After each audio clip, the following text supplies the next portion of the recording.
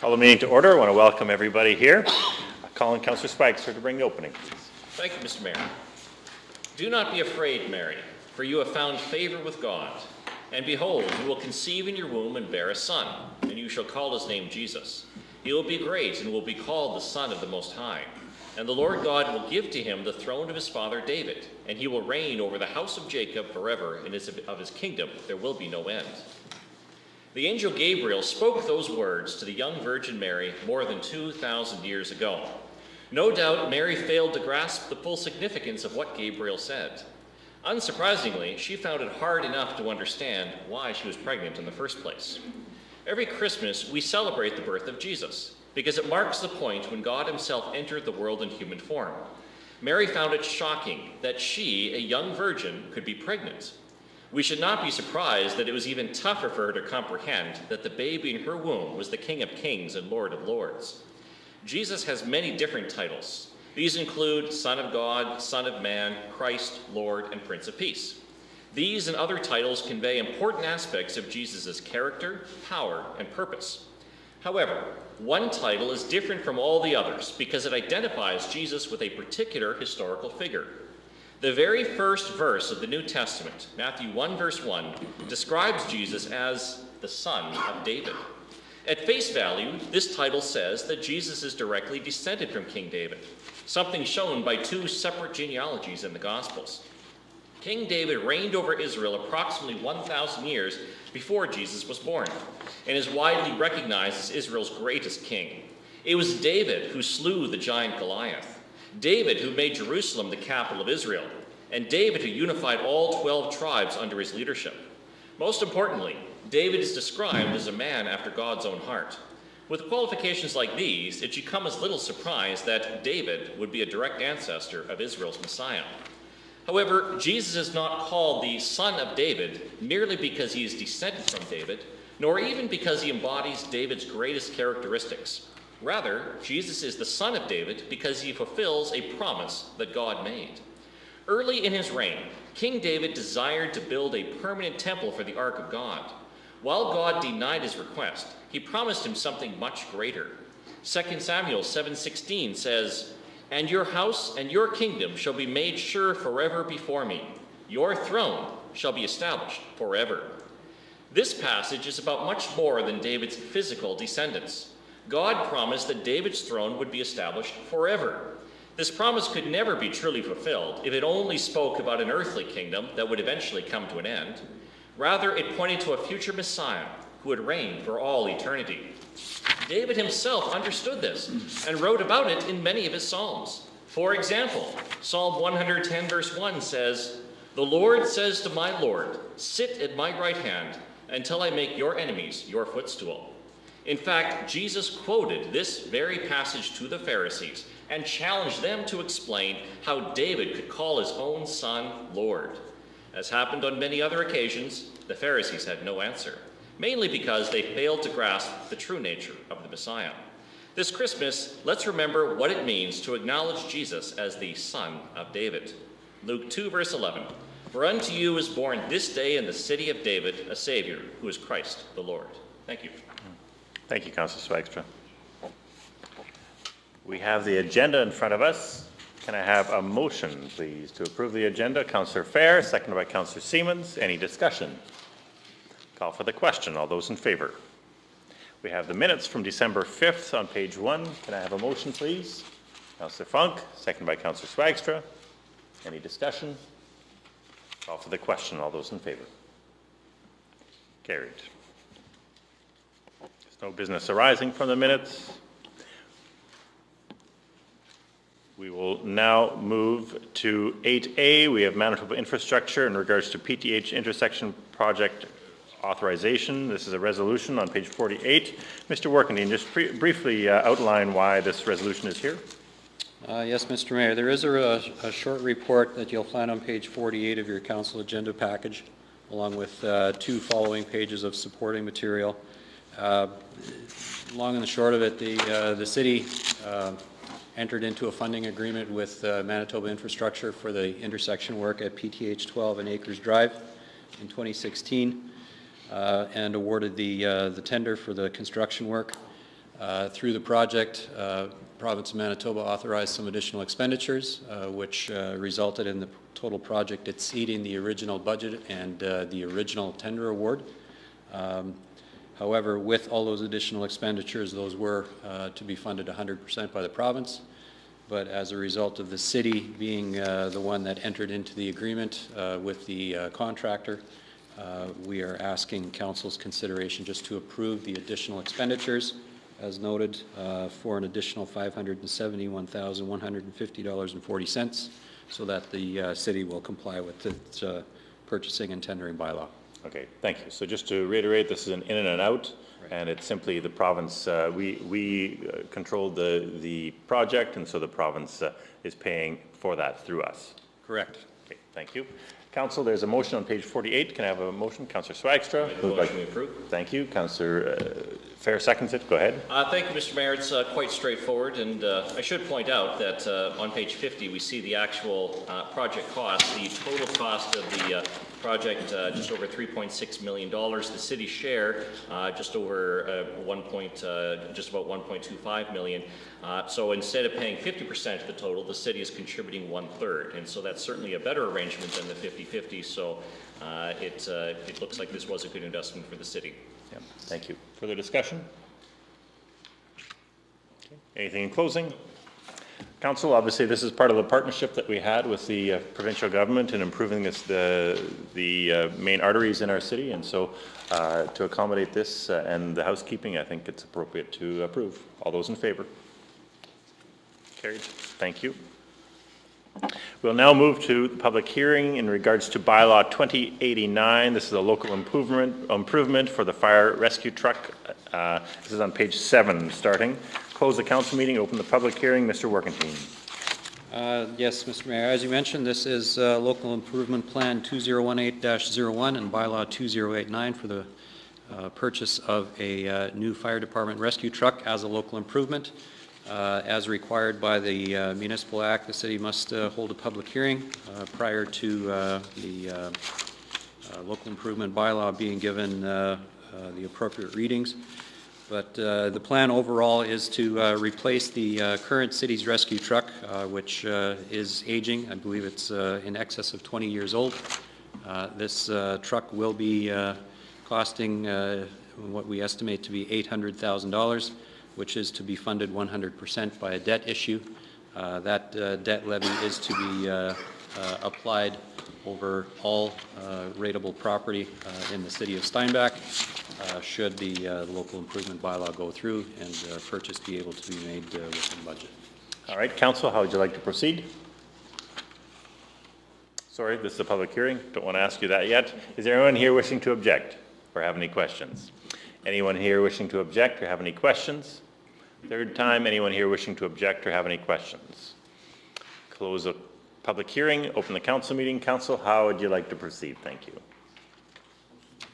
Councillor Funk moves approval, seconded by Councillor Penner. Go ahead. Thank you, Mr. Mayor. Well, as was stated by the city manager, this is a fire truck to replace a 20-year-old model that we are presently using. We need to keep our fleet current, and this is just the boring bylaw for it, so it's just a straightforward procedure thing to do, so that's why I'm moving. Thank you. Anything further from council? Nothing further. Anything in closing? No. Council, obviously it's important that we keep our firefighters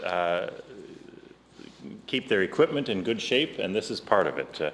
They obviously maintain their equipment very well, but eventually we do need to replace things, and so I think a 20-year-old machine, I think it's appropriate to replace it, so we want to keep them safe as well. All those in favor of first reading? Carried. Is there a motion for second reading? Councillor Seaman, second by Councillor Zwaagstra. Any discussion? Call for the question. All those in favor? Carried. Thank you. We'll now move to 6B, bylaw 2090. This is a local improvement in regards to McKenzie Avenue reconstruction. This is starting on page 14. Close the council meeting, open the public hearing. Mr. Workentine. This is local improvement bylaw 2090 relating to local improvement plan 2018-02. for the surface reconstruction of McKenzie Avenue between Lilac Bay and Brant Street in 2018 as a local improvement. The city's anticipated plan is to construct that portion of street for a total project cost of $810,000, which would include a borrowing of up to $500,000, with the balance of funding coming from the city's capital development reserve and also from a benefiting property owner. The total debt term for the proposed local improvement is over a 5-year period, again to be levied across the general taxpayers of the city of Steinbach. Thank you. Is there anyone here wishing to object or have any questions on this file? Anyone here wishing to object or have any questions? Seeing none, I'll close the public hearing, open the council meeting. Council, how would you like to proceed? Councillor Penner? Move to approve. Thank you. Seconded by Councillor Zwaagstra. Go ahead. Thank you. Yes, this is part of our regular renewal program, which is done to replace any existing infrastructure within the city as it ages, so that we're on top of our infrastructure renewal. And this will greatly benefit the traffic along McKenzie between Lilac and Brant Street. Thank you. Further discussion? Councillor Fair. I have a question. I don't know if this is relevant or not, but that's a very, very heavy truck traffic road. Will that be done in concrete or asphalt? A portion of the roadway from Brant Street west to the second entrance of Barkman Concrete will be completed as a concrete surface. Thank you.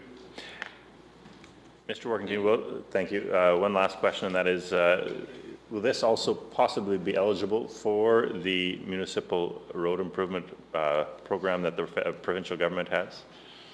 That is possible, however, I don't have that information. Okay, good. So we'll keep that on the radar. Call for the question. All those in favor? Carried. Thank you. Is there a second? Is there anyone wishing to move second reading? Councillor Seaman, second by Councillor Zwaagstra. Any discussion? Call for the question. All those in favor? Carried. We will now move to Variation V-2017. This is in regards to 188, 190 Chapel Drive. Starting on page 21, I'll close the council meeting, open the public hearing. Mr. Workington. Mr. Mayor and members of council, this is application for variance file V-2017-27, property with a civic address of 188, 190 Chapel Drive in Steinbach. The owner and applicant for the variance is SPA Investments Ltd. The purpose of the variance is to allow a total of 52 parking stalls, where a minimum of 63 parking stalls are required for a multifamily residential development. The reason being, the owner is proposing to add 2 additional residential units by the conversion of some existing space of the residential development. Notices pursuant to the Planning Act have been issued.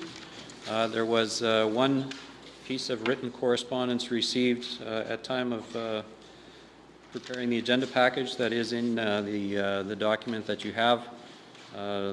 And there is one additional piece of correspondence that was received December of the 18th, which was placed in councillors' mail bins as further information. With respect to the application, it is recommended from administration that the variance be denied. Okay, thank you. Do we have the applicant here today? Do we have the applicant here today? Is there anyone here wishing to object or have any questions?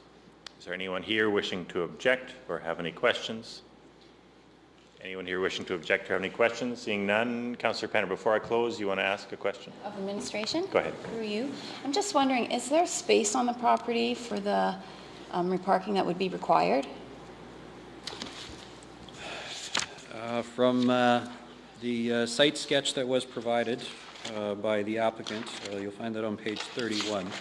The entire site was developed a number of decades ago, so it From what I see on the sketch, with the current parking area, I don't believe there is any space. However, if there's any opportunity or interest of the applicant to perhaps consider other areas such as either the tennis courts or the pool, that may provide some additional space.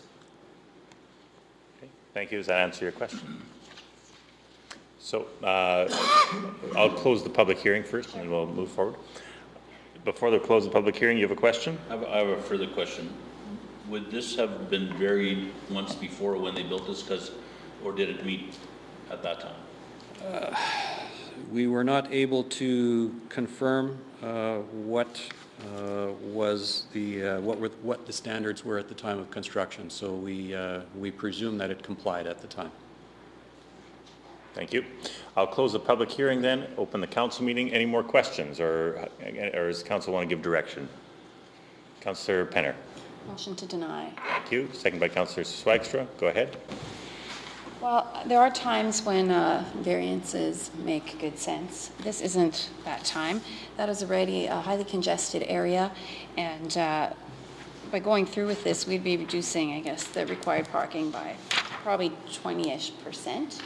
And I think that's too significant. I think that in this situation, it just doesn't work. So that's one. Thank you. Councillor Zwaagstra. Thank you, Mr. Mayor. This is not a particularly difficult case. Sometimes we're faced with variances where there's different things that are being weighed and such. This is very straightforward. First of all, we don't even have the applicant here to answer questions and to explain, and that is always something that is obviously greatly preferred. But at the end of the day, this is, as Councillor Penner referenced, this is a very congested area already. There's lots of cars that already park in Chapel Drive, so we already have a parking issue in this area. We have an expectation, a requirement in our zoning bylaw, minimum of 1.5 stalls for parking. And this does not meet that. And we have that requirement for a very good reason. People who live in apartment buildings and condominiums and need places to park. And if they don't have a place to park, they're going to park on the street, and the street can't take the additional parking. And perhaps we could get some additional info, but we can't when we don't even have the applicant here. So on all accounts, this is a pretty straightforward denial. Thank you. Further discussion? Anything in closing? Nothing in closing.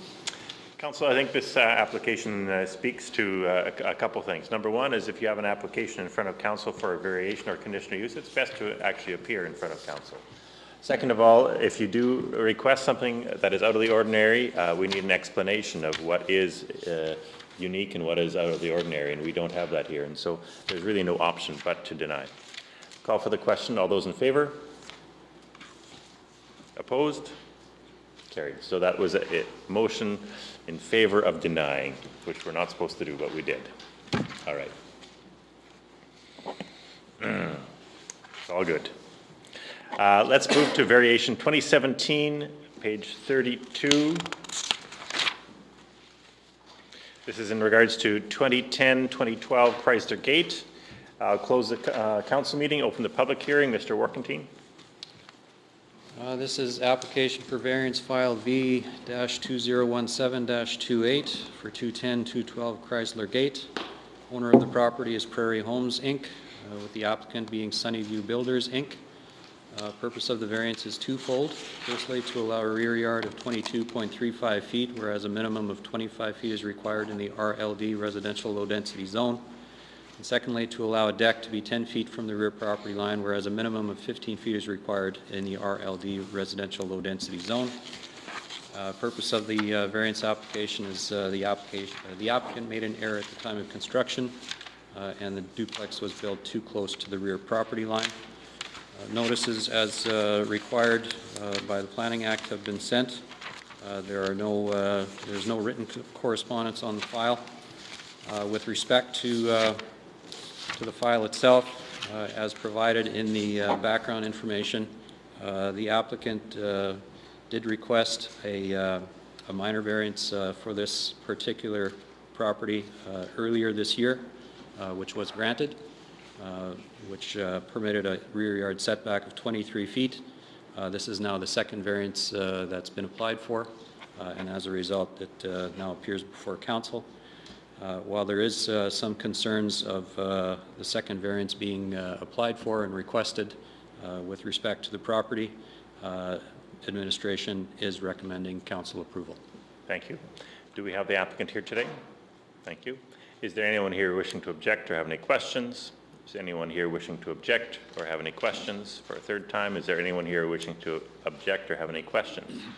Seeing none, does the applicant wish to speak? There may be some questions from council, but does the applicant wish to speak? Okay, are there any questions for the applicant?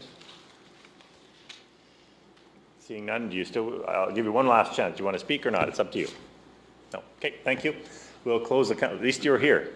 We'll close the public hearing and open the council meeting. Council, how would you like to proceed? Councillor Fair? I'll move to approve it. Move to approve. Thank you. Seconder? Seconder? Thank you. Councillor Penner, go ahead. Yes, Mr. Mayor, this is a case where a builder is hired and there's subtrades that work for them. Obviously, the person that got the variance the first time isn't the fellow that did the work. And so I think there's a 6-inch error here that does happen sometimes. I drove by there. It doesn't seem that it will very negatively affect anybody. I believe that he's a credible builder, and so I think that this isn't going to cause too much of a problem for the neighbors here. Thank you. Councillor Penner, anything further? Yes, just that I concur with Councillor Fair's comments, and as far as builders that continually go outside of what we have allowed and even variation requests, that would be a concern, but I feel this builder has not done that and is not a repeat offender, so to speak.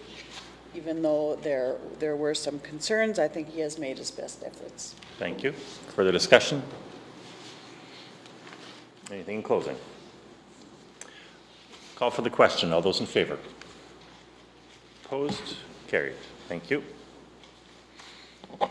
All right, we will now move to the accounts payable in the back of the book. You've all had a chance to review your accounts payable. Can I have a motion to approve, please?